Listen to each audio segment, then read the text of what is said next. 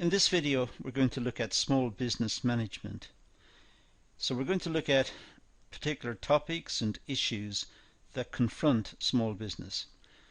We're going to look at ideas that we run into, we come across when we study small business, and just try to clarify some of those ideas. So let's start by looking at line and staff organization. Well, at the top of the organization, let's say with medium-sized businesses and certainly large businesses, we're going to have the chief executive officer. Now in small businesses, this may be the owner. It may be simply the person who had the business idea in the first place and set up the business. But if we take a larger organization for the moment, we can see that under the larger, in this larger organization, under the CEO will be, let's say, the marketing manager, and under the marketing manager there will be a number of perhaps additional managers or workers or employees or specialists in some way supporting the marketing effort. Likewise, we have a production manager, and again staff reporting to the production manager, a finance manager who may be in charge of the accountancy section, and again there may be accounts clerks and finance personnel reporting to the finance manager within that section. There will be perhaps a distribution manager to ensure that the products, when finished, are distributed correctly, and again with workers reporting to that manager, and also perhaps a HRM manager with, of course, staff reporting upwards. Now, as I said, that would be a good representation of a medium-sized business where there will be many functions running across the range of activities of the business, ranging in this case from marketing all the way across to, let's say, HRM. And under each of these, in the various departments, there will be perhaps many people, many employees engaged in various functions. But as, in a sense, we shrink the business, it becomes a smaller and smaller business, we may get down to one person doing more work, carrying out more functions. So if we consider a business right at the start of a phase, it may be just one person with an idea. Well, that one person is the entrepreneur. That one person is about to bring the idea into existence, but that one person has also got to look after the accounts and develop the product, look at the marketing of the product. That one person has got to perform a lot of functions, and that will, as the organization grows, that will change. That one person, the entrepreneur, the person who started the business, may become the owner-manager and have managers reporting to him or her underneath. So there might be a production manager, let's say, or a marketing manager. And later on, those managers will have people reporting to them. So we move from the very small up to something we've got on the screen. And indeed, large corporations can be a lot more sophisticated than this, with many different types of managers cutting right the way across the organization. Now this introduces us to something called the span of control. Now when we've got few subordinates, few people reporting to a particular manager, the work is complex. With few subordinates, the owner-manager or the person in charge of that section will have to perform a lot of functions, will have to deal with many tasks, and that makes it complex because there are fewer people taking on the roles of looking after particular functions. The workers need detailed supervision as well. The workers will need to be trained, and they probably have to have induction courses and have tasks explained. So not only is the work complex, but even when workers are brought in to help, they in turn will need to be monitored and trained. And the supervisor may be inexperienced. The supervisor may be inexperienced in looking after workers, for example. It may be the supervisor's first time into that role, or it could be that the supervisor has different experiences in different organizations. But the point here is that the span of control is, if we look at the diagram on the right, put the cursor on the screen, here would be the manager, and here are the number of workers reporting to that manager. So in this case there are 3. So we'd say the span of control is, let's say, 3.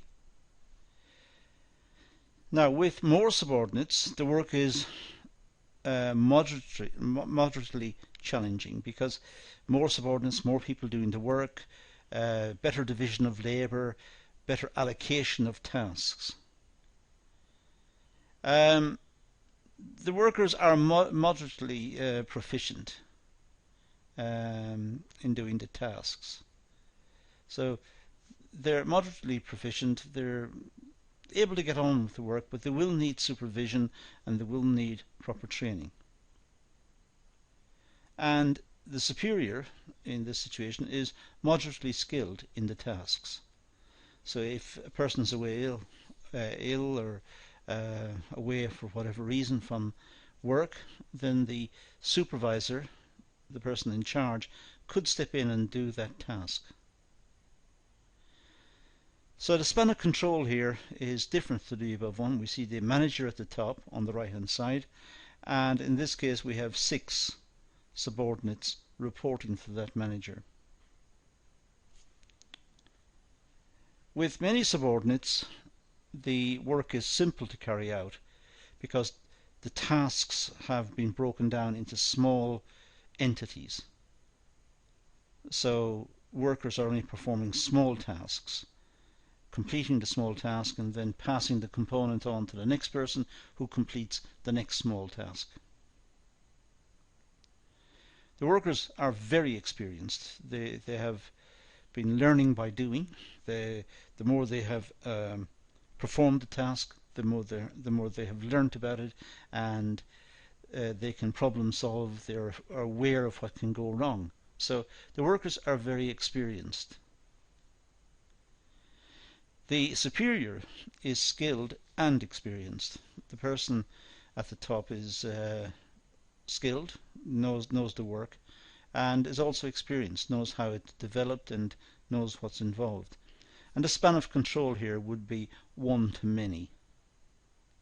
Now, of course, there is constant discussion in business circles about what the ideal size of a span of control should be. Should one person be looking after a lot or just a few? At what point does control break down? Well, that's a discussion for a different time and place, so we're not going to engage in it here.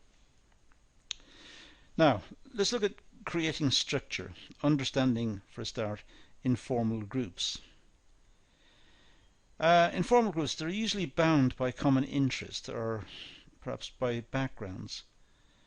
So informal groups, they are not structured, they are not developed and designed by the organization.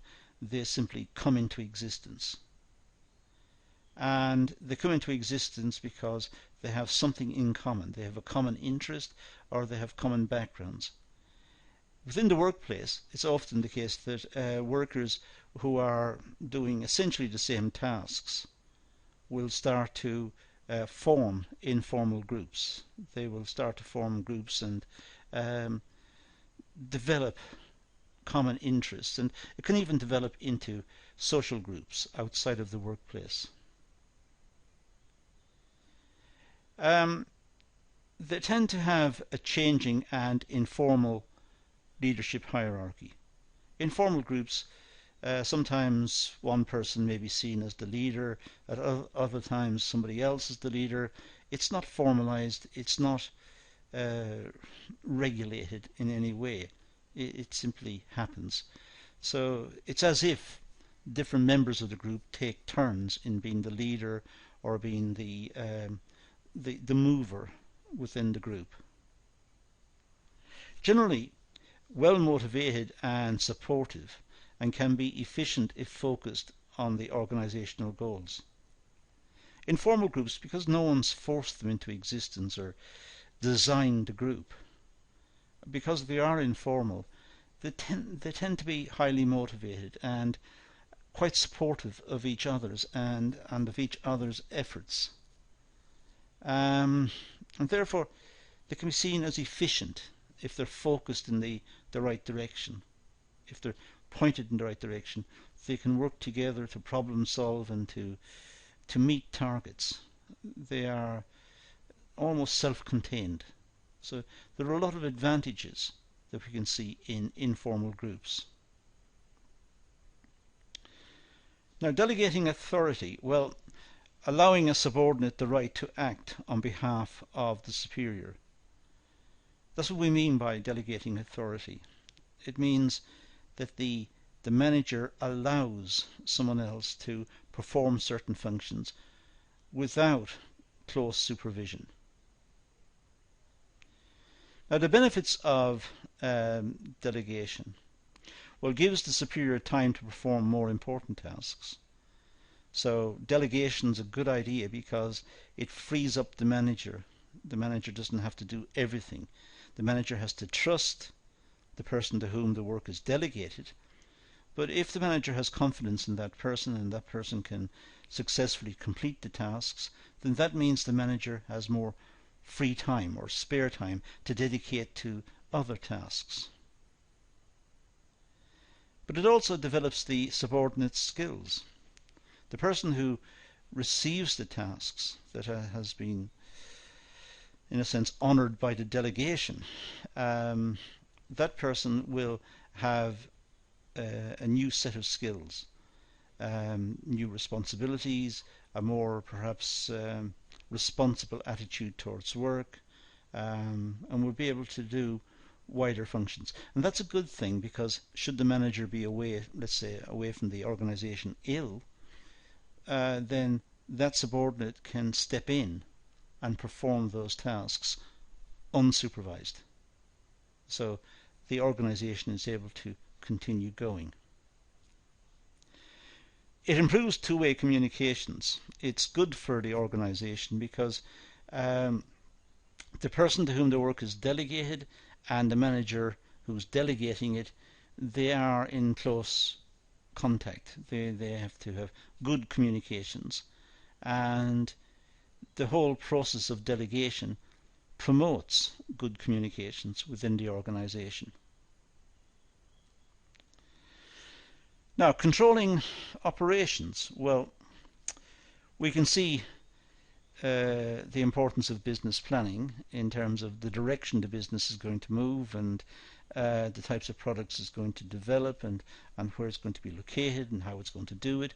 So there'll be a full business plan, a strategic plan for the long run, and an operational plan explaining how the business is running currently. But the business plan will set standards and set out strategy. That's important. It's important that the organization knows where it's going.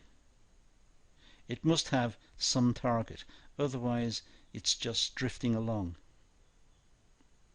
But it's also important to monitor performance against set standards to see how well it's doing. It's not just good enough to be moving in a particular direction. Is it moving efficiently and at the right pace? So how is that gauged as well? How is it measured? So what are the performance indicators? And if it's off course, if it's not meeting the performance requirements that are set, the performance standards, then corrective action should be taken. And this may need managerial intervention to try and turn round the problem. So that corrective intervention, once it's taken place, there should be a review process to see what went wrong, how it was fixed, why it was allowed to develop in the first place, to try to develop plans that do not enable these issues to arise. And in developing those plans, of course, there is a feedback from the review process back to the planning process. So the next set of plans will be more robust and more accurately drawn compared to the plans who had the problems previously. Now, stages of the control process. Well, we have preventive control to try and intervene to stop something from happening, stop a breakdown, for example. We have to have regular programs of maintenance control to make sure that the machines don't break down, to prevent a stoppage, to prevent the organization from meeting its requirements or its objectives. So we have preventative control to stop any adverse situation arising. But we also have the input stage related. What must be done to enable preventative control to work? What must the management do? So, for example, inspect raw materials and goods inwards to make sure they're of good quality, so as to prevent stoppage because of bad raw materials. And what's required there is diligent stores personnel to make sure that what they receive into the stores is of good quality. We also have concurrent control, which is the ongoing control of the business, which cuts across all the functions really, but it looks at how the business is currently setting about its tasks. And this is more a process stage. It's looking at the processes of the business and trying to get the processes synchronized and efficient. So we have quality control in production.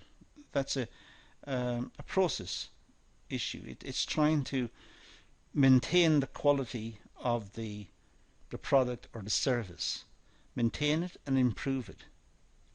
Certainly don't let it slip from what was originally envisaged when the product or the service was first drawn up. So it will require close supervision and monitoring to avoid mistakes and waste. And then we have corrective control. It's when something has gone wrong and it needs to be fixed. So this is at the output stage. It's already happened. Something has gone wrong, so now it needs to be fixed. It needs to be corrected. So, for example, quality control related to the final product. If the final product is not of the required standard, then it must be rejected. That can be very expensive for the business, so the business will want to look into why did it happen, how did it happen, and what measures can be taken to prevent it happening in the future.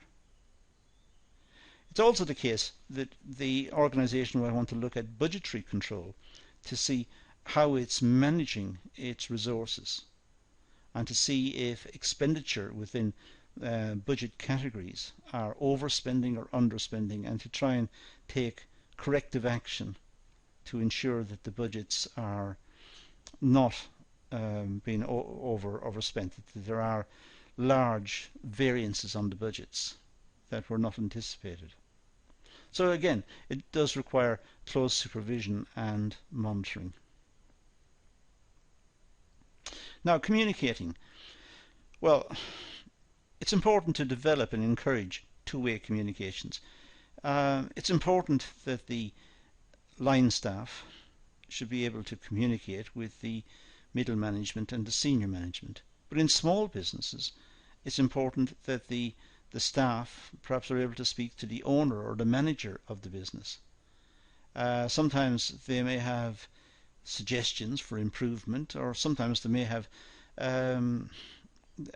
problems with the organization, the way it's designed, or they may perceive some unfairness about the way remuneration is calculated, or whatever. But it's certainly important that there is two-way communications, and that is not just allowed, but it's encouraged, because that's important for the long-term growth and stability of the organization. That feedback is very valuable. Periodic performance review sessions for feedback are a good idea. Sometimes managers, even in very small organizations, may set aside one day perhaps every month, or one day every 6 months, or perhaps an afternoon or a couple of hours, whatever it is, depends on the situation. They will set this aside to talk to an employee about issues, to discuss what could be done, to discuss how they see the work and what issues they've confronted, and also set targets for them to achieve in terms of their own development. Bulletin boards to keep employees informed are a good idea. Clearly the information contained on the bulletin board would be very generic and cut across everyone within the organisation. There would be nothing in particularly personal or related to any particular group of employees, but generally speaking just indicating general information about the organisation. So it's a way of, again, passing on information. Some organisations do use local area networks, LANs, and are able to send messages to staff very quickly, and simply by assigning the staff to a group and then sending the message to the group. But not all organisations have that, so it may be that the organisation uses a website and posts information on the website. If they want to communicate more securely, the website may have a login facility, or they may use some sort of security in terms of packages associated with websites, so that the staff can then check what's happening at their leisure. Perhaps when they're at home, just log on and see what's happening within the organisation, and are kept informed. Sometimes suggestion boxes are used to solicit employees' ideas. Just a suggestion box left in different parts of the organisation where people can write out ideas and put them into the box, and if they're a good idea, then they may be adopted. Staff meetings to discuss issues and problems. Many organisations consider this very important, where there are, let's say, a monthly meeting of the staff and the management to discuss particular issues and what's gone right and what's gone wrong, and how the organisation can change, develop, how it can promote welfare and quality and output. And so it's a way of throwing out ideas and having them discussed, and it encourages involvement on the part of the employees. There could be informal meetings with employees to socialise and talk. Sometimes companies may organise a buffet lunch, perhaps in a local hotel or a local restaurant or wherever, and the employees turn up and just chat for a while about different issues. It's a way of also cementing together the types of working relationships that have been developed, so that the employees can see each other and see the management in a more informal setting, which will encourage motivation and application. Now let's look at negotiating. Well, two-way communications facilitates smooth production and helps eliminate waste. I think when we talked about communications, we needed to perhaps mention the fact that there are productivity aspects associated with two-way communications, and it also eliminates waste because they're able to talk about the issues, how the work is running, and they're able to discuss the issues and come up with better solutions and better ways of working. However, In terms of negotiations, two-way communications is important because it enables different people within the organizations to negotiate, to discuss and agree on how different tasks should be carried out. And this is a type of negotiation. And within negotiations we can conceive of one type of outcome which is called the zero-sum negotiation. Now it gets its name because the benefits to one party is exactly matched by the costs to the other party. So what one wins, the other loses. So if we add the two together, we get 0. The amount of winnings is exactly the same as the amount of losses. It's based on an idea in an area that's closely related to economics called the theory of games, and it's a very important and I suppose one of the situations that is studied first of all, or near the start in any study of the theory of games. So a zero-sum situation is where one wins, the other loses. And in terms of negotiations and small business, if workers are asked to work more, so they, in a sense, they lose because they're working more, but the management win. So the management win what the workers are losing. They're losing more, perhaps spare time. They're losing more of their personal time. They're working longer hours. But the organization is gaining. So whenever one person wins and the other person loses, it's a zero-sum situation. There's also what's known as a win-win negotiation. This is when both parties stand to gain from the negotiations, when both parties can win. For example, if the organization is proposing to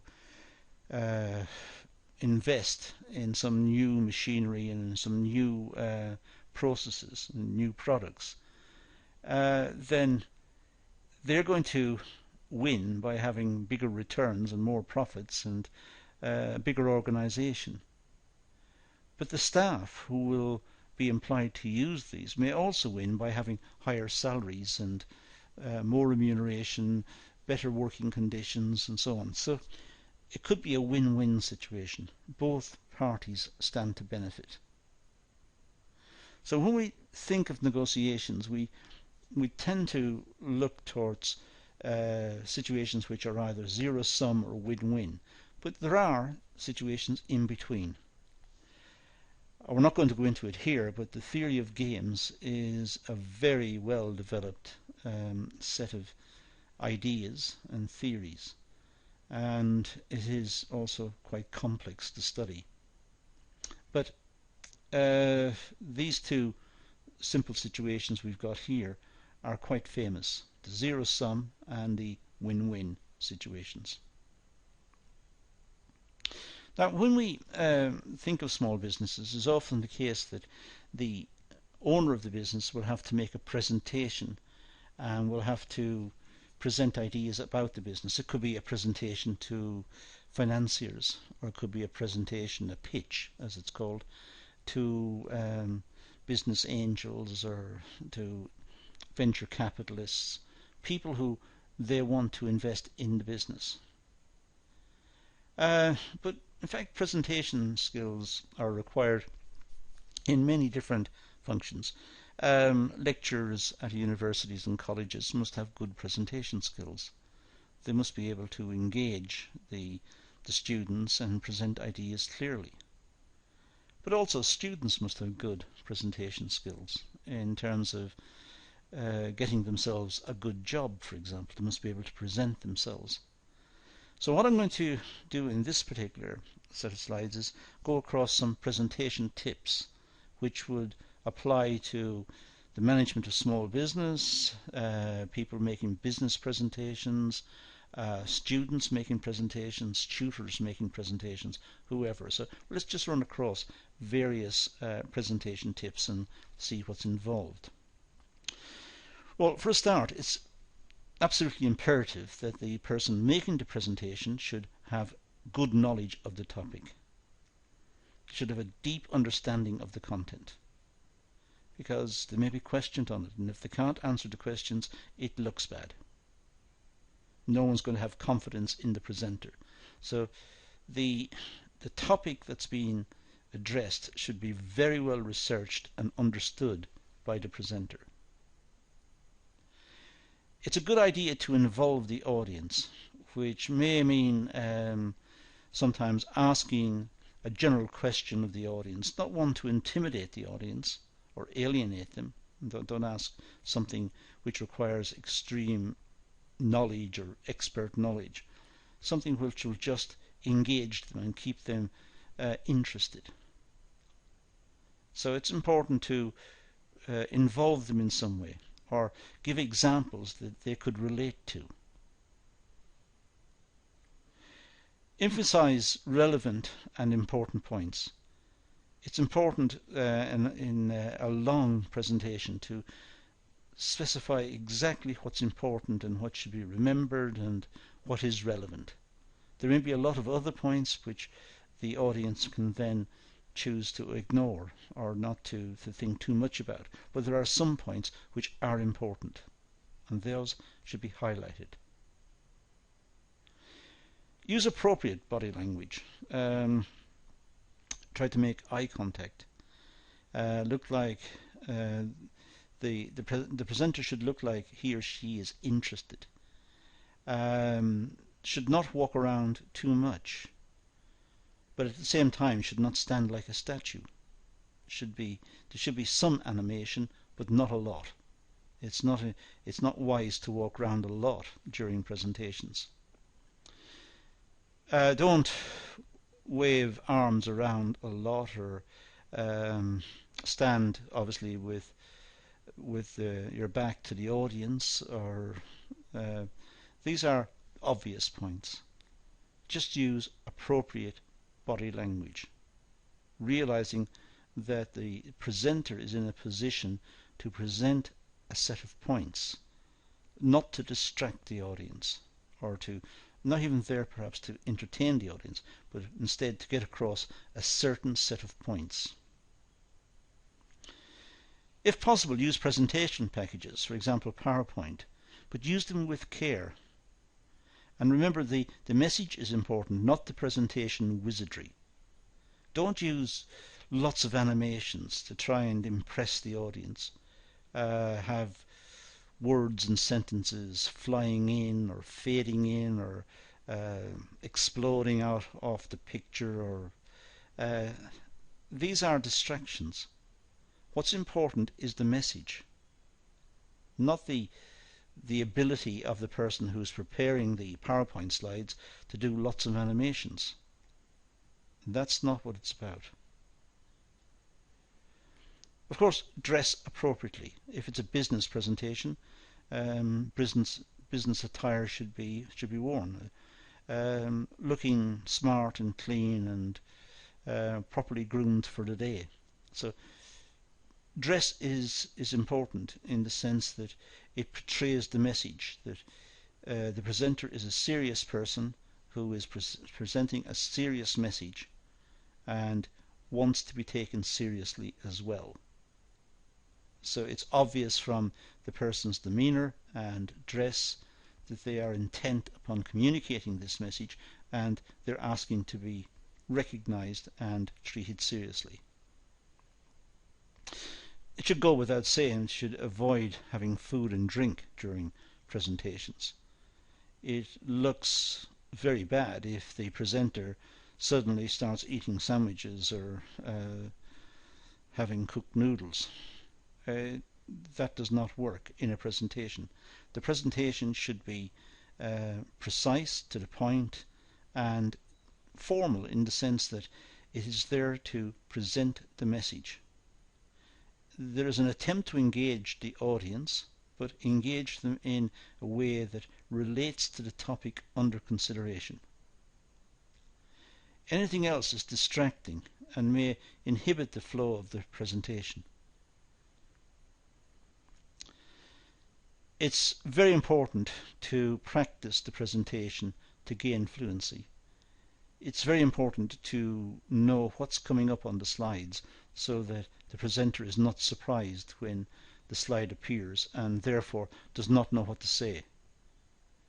So try not to use notes, written notes, and slides.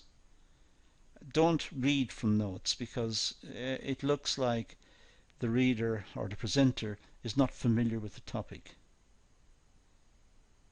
Try to have knowledge about the topic and use the slides to spark off the ideas. Use the slides to bring the ideas to the front of your head so that it's possible to talk about them.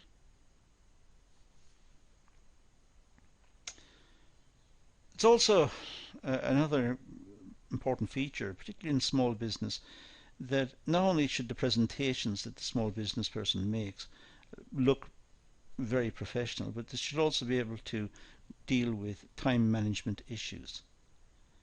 There are a lot of pressures on small business to make the product, distribute it, design it, market it, run the business. A lot of pressure, and it's a question of balancing these and managing time effectively. So personal time management is also important. There is a problem of time pressure. Generally speaking, it's a bit like a zero-sum situation we talked about earlier. The more the manager spends on one area, the less time he or she has got to spend on a different area. So it's zero-sum. And many owner-managers work long hours. And in working long hours, they have to allocate those hours in a way that completes the tasks that need attention. Overwork may lead to inefficient work performance. If the managers work excessive hours, then it may lead to inefficient working practices. This is often a worry about, say, junior doctors in hospitals who may work extremely long hours, and towards the end of their shift, when they're very tired or exhausted, they may start to make mistakes. Well, in the case of healthcare, that is very serious.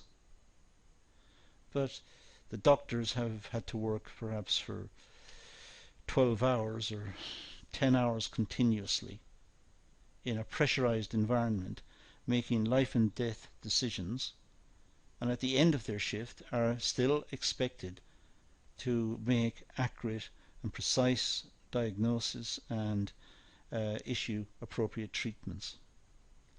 So there is an issue about overwork. Working too much can be counterproductive. The same with the business community. In small businesses in particular, where the owner may work excessive hours, long hours, to try and get the business established, some of those hours may not be very productive because the manager is so tired. So time savers for busy managers. Well, effective use of time management. Time management requires discipline. It requires the managers to not just set up time management programs, but to actually follow them and adhere to them and go with them. But if the managers do this, then the chances are they're going to be more productive. So analyze how time is normally spent, and from this look for ways to save time. So try to work on analysis of where the time was spent, what tasks required time, and try to work out a way of scheduling times over the day to deal with particular tasks. Carefully plan available time. for example, use planners or diaries. There are a lot of online applications that can be used as well. In fact, many of them now run on smartphones, and they can give good indications of when activities should start and stop and what needs to be done, and also perhaps give links to supportive material.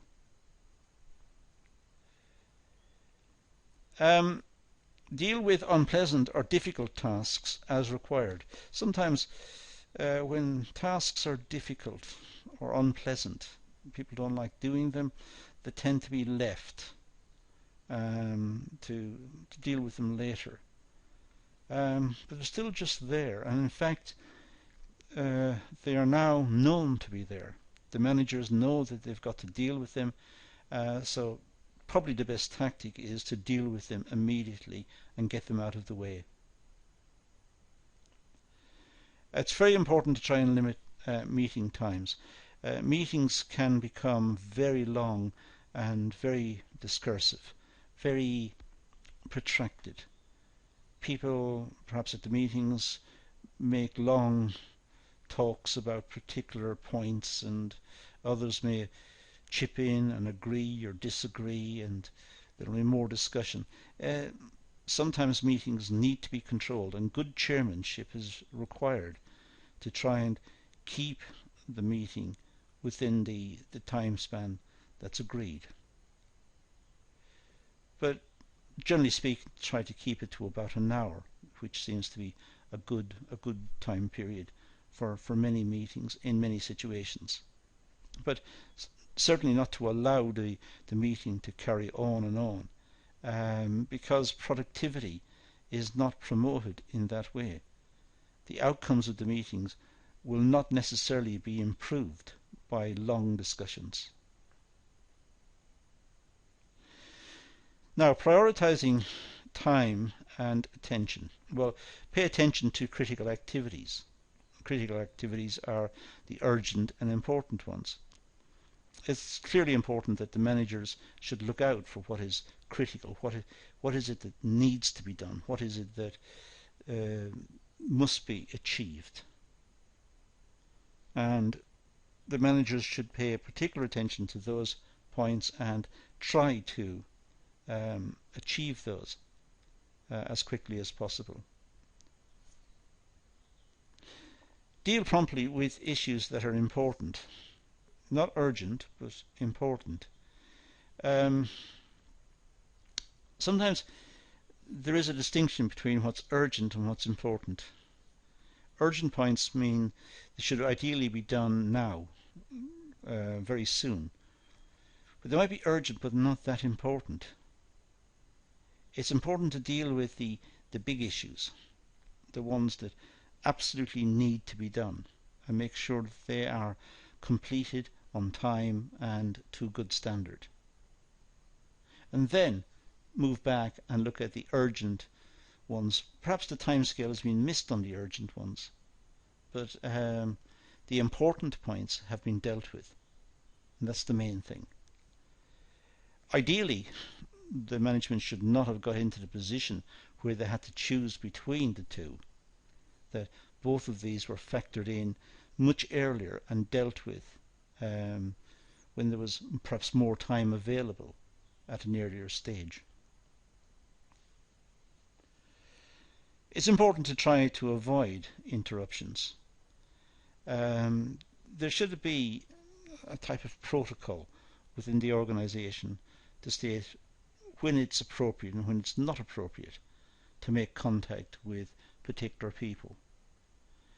It's important that the management have time to ensure that their own record keeping and their own reports and their own studies and these activities are completed. And for that to happen, there must be given time and space. So try to avoid interruptions. Certainly try to avoid unnecessary interruptions or interruptions about small issues.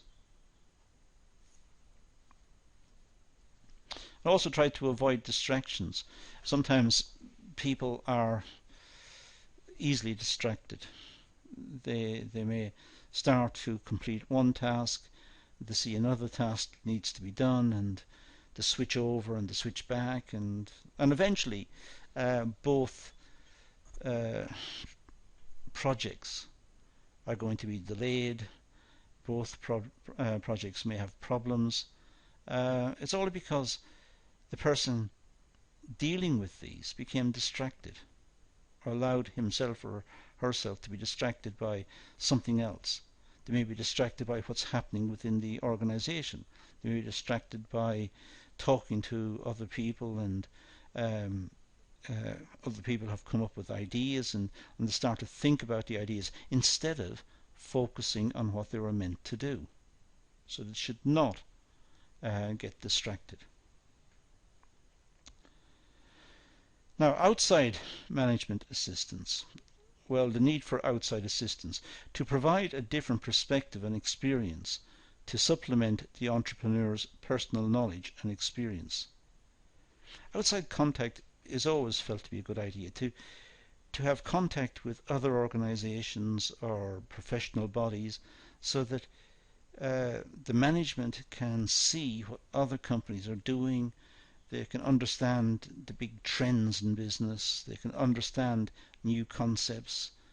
They can even become familiar with an emerging language, because sometimes management has its own way of speaking, its own, if you like, its own slang terms, its own peculiar language. And it's important that the management feel a part of this, and they feel that they have contact with the outside. They're not inward looking, they're outward looking. And that will enable them to try to understand their customers, customer requirements, changes in the market, changes in technology, changes in working practice, globalization. They'll have a much fuller understanding of these processes through outside contact. To provide opportunities to share ideas and access detached, objective viewpoints and insights. It's always wise to be able to share ideas, to talk to people from other companies or other industries, or from the government indeed, or at the academic sector, to run ideas across with these people, to try to find out faults and find out the implications of running certain activities or implementing certain changes. Or it's important that the management evolve, as indeed the society evolves, or the economic base of the country evolves. So the management within organizations, large and small, should try to keep up to date with what's happening in the wider world.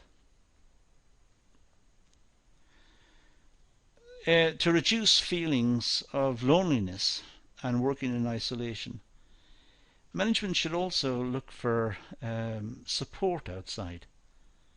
Sometimes, because they are the management, they're the only one doing the particular task, they have overall responsibility for the task, they need to involve others in what they're doing. Involve them in the sense of talking to them and consulting them. Perhaps having a mentor on the outside, someone that they can go to and discuss issues. It's not that they're necessarily going to get the right answers or even get any answers, but at least they have an opportunity to talk and rationalize and understand the issues, so that they have a greater understanding of their work and their obligations and the various processes that they're involved in.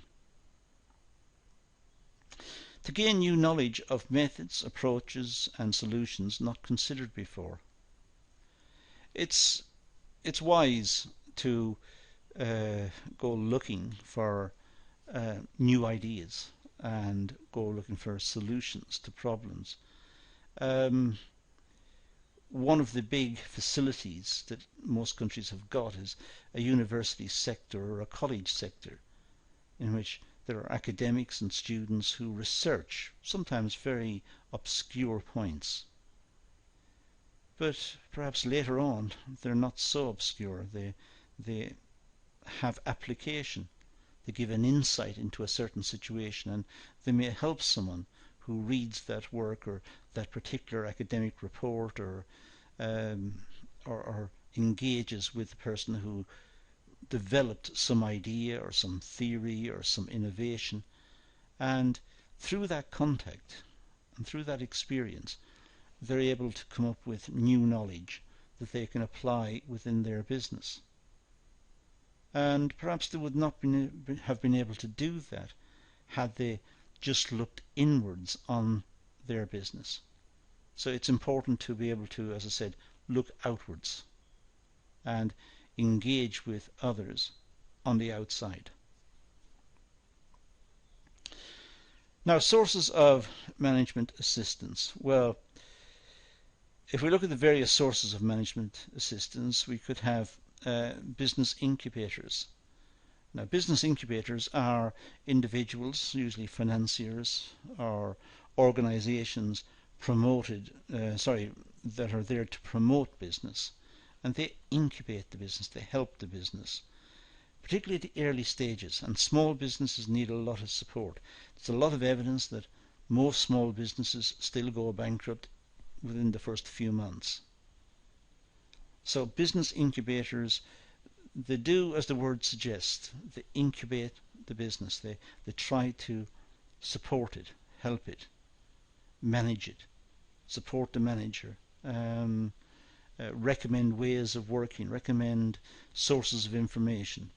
They're there to try to ensure that the business continues. There could be consulting teams.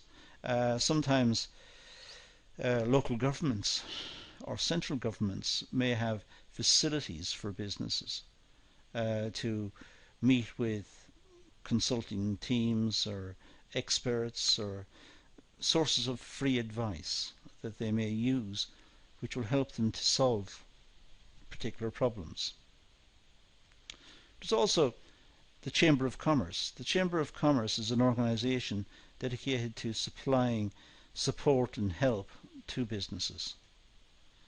So the businesses join the Chamber of Commerce, they can use its library, they can attend talks and lectures and functions, and they get to meet other business promoters, other business people, managers, and they're able to exchange ideas. It's a way of helping the management from the outside. There are also, in the UK, small business development centres, but other countries have recognised the importance of small businesses as well, and they also have various programs to help small businesses. But sometimes specialist organisations come into existence, like this one, to try and help specifically small businesses. There are, of course, management consultants that may be hired or spoken to. However, sometimes this source of information can be expensive, so many small businesses can't afford that. So instead, they may use free facilities and free consultations when they are provided. So they try to find out when they can access this type of support. There are also, of course, academic articles and seminars. Universities and colleges are constantly producing written material and ideas about business, about management, about products and technology and so on, and these are very enlightening, and many of them are written in an accessible style. Some of them are written in a very academic style, which is difficult for most readers to follow because it's cluttered with sources and references and academic theories, and sometimes with lots of mathematics and diagrams and so on. But some are straightforward reading, and the business community may welcome this as a quick source of information. The more academic one, as I said earlier, with the lots of perhaps proofs and theorems and so on, these would take more time to study and consider. But some articles are very straightforward, and it's a good source of information. And there may be industry associations. Sometimes industries will have their own support facilities. It sounds like a way in which businesses can collude against the public interest, because they're competitors, and at the same time they're meeting within this forum, and clearly they must be talking about something, so they may be talking about increasing the prices against the customer. But if we ignore that for the moment, industry associations can be very useful sources of information, because the members of that association have similar experiences and they will have solved problems, so they may be able to support each other through problem solving and through different discussions about different issues that confronts the industry, whether it be import prices of raw materials or export markets or production processes or technology or whatever it is. There may be sources of information in particular industries, so that the producers within that industry form this umbrella organization, join it, and that becomes a place of support and information. So these were a lot of diverse topics on the general theme of small business, some of the issues that can be encountered within small business. Some of the points are meant to be supportive and instructive, for example, presentation tips. But other points about, for example, the span of control is a good way of just measuring the responsibility of individual managers against the number of employees that report to him or her. And it comes all the way down until we talk about the sources of management assistance here and the outside sources of information earlier. So a wide-ranging discussion, this one, well worthwhile again going back over the video and breaking out these various topics, and then doing some research on the various topics yourself and padding out your notes so you have a better understanding of the various concepts that we came across. But that's all I'm going to deal with here, so let's leave it at that and say thank you for watching.